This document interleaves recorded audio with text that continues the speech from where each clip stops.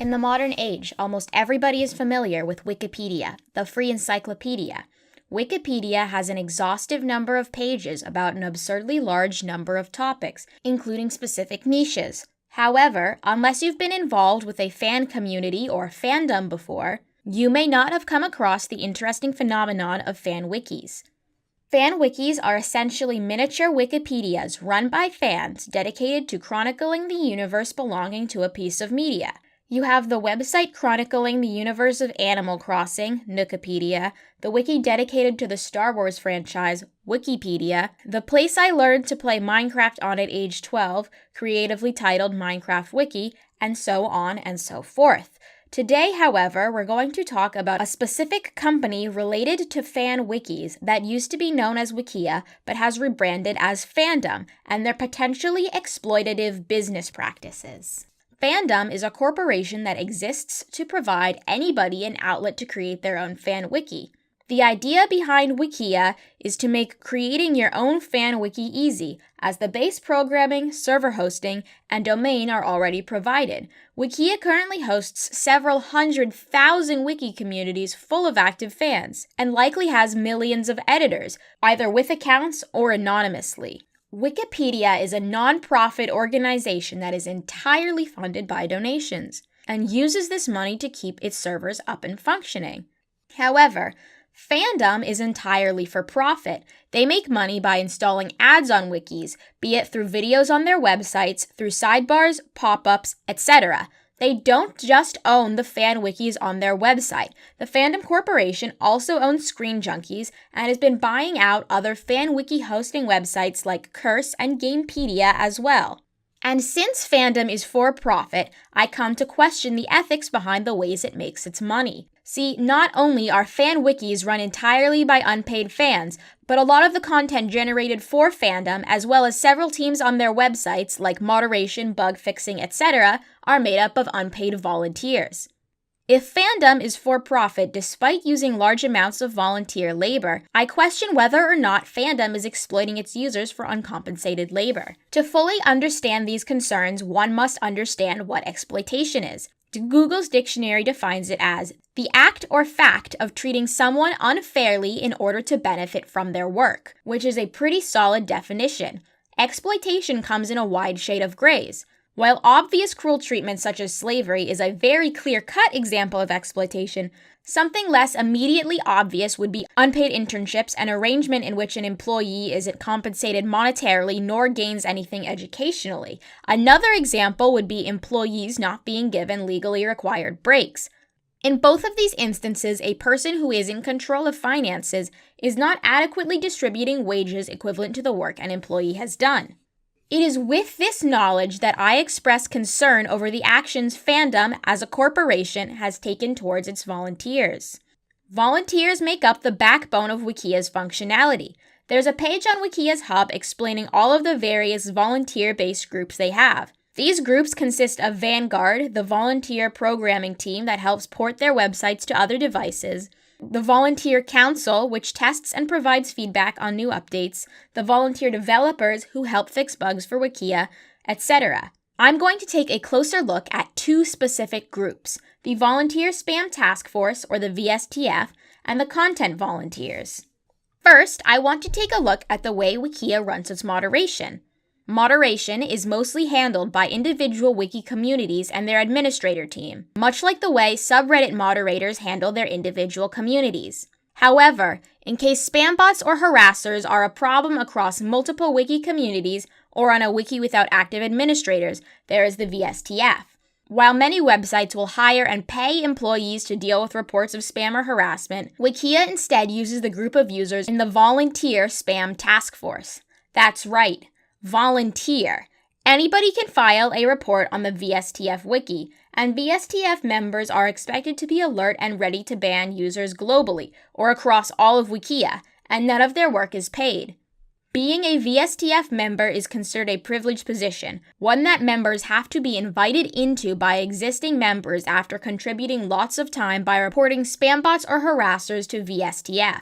Unlike subreddit moderators or even wiki administrators, This team is not dedicated to monitoring their personal community, but instead the corporation's entire website.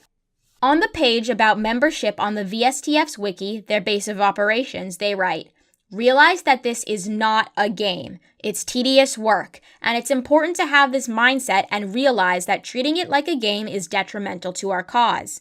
In their own words, it's tedious work. This isn't really a fun position that people do as a hobby. It's a job they aren't being paid for. The VSTF aren't the only ones, though. Another volunteer-based group is the content volunteers. These people write articles about media that gets posted across all of Wikia. There is a 4-article trial period until members are accepted.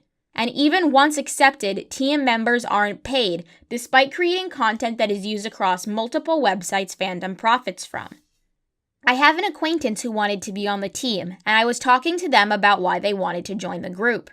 They said that the reason they were interested in joining was that they had seen the articles Wikia was writing out and wanted them to be better written. They had also heard that Fandom frequently hires from the pool of content writers they have, meaning that this could lead to a potential job opportunity. In other words, the content team could be seen as an unpaid trial period, or perhaps even an unpaid internship. And now this is where we get into the legality of the way Fandom operates. I'm going to talk about legal precedent in situations like this, and I want to keep in mind that I am not a lawyer, and my legal knowledge is very limited. If I've made mistakes, I'll gladly correct them. From my research, Fandom is not explicitly violating any labor laws, so nothing they are doing legally qualifies as exploitation. That doesn't mean they aren't walking a blurred line, though. Obviously, not paying employees is illegal, but Wikia volunteers operate in a gray space between employee and freelancer. And freelancers don't have a legal minimum wage since they can, usually, choose their own hours and jobs. And while it sure seems like hiring from a pool of unpaid volunteers feels like these volunteers operate in an unpaid trial period, I don't know if that would legally be considered one. Is there anything that volunteers with Fandom or any other corporation can do to protect themselves? There are only a few instances of legal precedent, but they're still important and should be examined. In 1999, a class action lawsuit was filed against AOL from members of its Community Leader program, whose tasks included moderating their forums, chat rooms, organizing community events, and other tasks similar to Wikia's unpaid teams.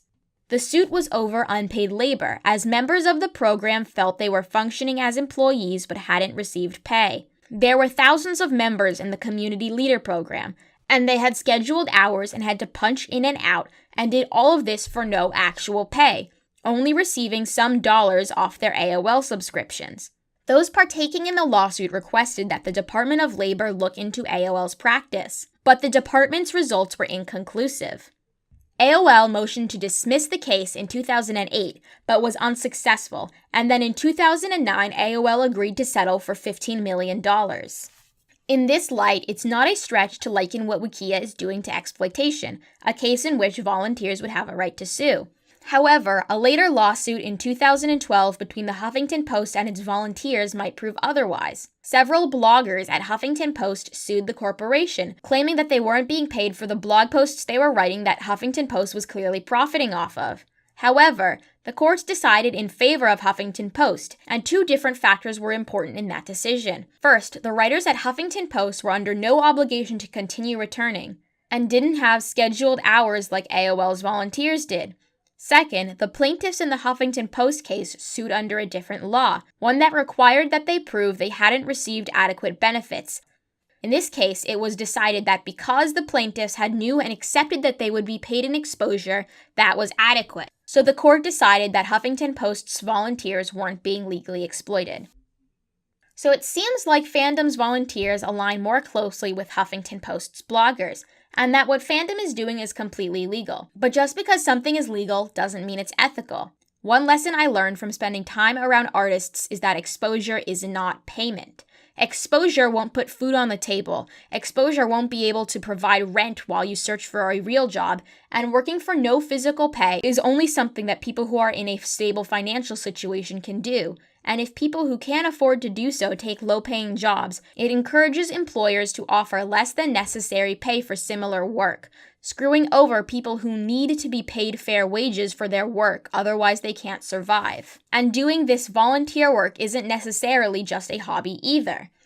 As mentioned earlier, it's hard work. Many unpaid bloggers at Huffington Post disagreed with the lawsuit and were content to simply gain exposure for their work. The people I spoke to at Wikia claimed that they were having fun with what they were doing, so they didn't feel that they need to be paid. But having fun isn't a requirement for something to not be labor. I'm sure that a job like acting, art, or game design can be fun, but it is still a job, and these workers should all still be paid, especially when somebody is making money as a direct result of their work. My employees did not want to be paid is not a legal case for an employer to not pay their workers, so this is simply not a qualified argument. The people I spoke to were friends, and they were happy at their volunteer jobs, and probably wouldn't want me to be saying this. I only spoke with a few people, and it was all casual chat. Some of them have been volunteering since they were minors and don't have any formal work experience. There's only a few members on each team. It isn't as large-scale as AOL's Community Leader program. But considering these groups do so much for the website for so little, I can't help but feel gross about it. You know, at least the folks at AOL get money off of their membership fees. It was still a shitty move from AOL. But do you know what the people who provide the content and work that Huffington and FANDOM make money off of get?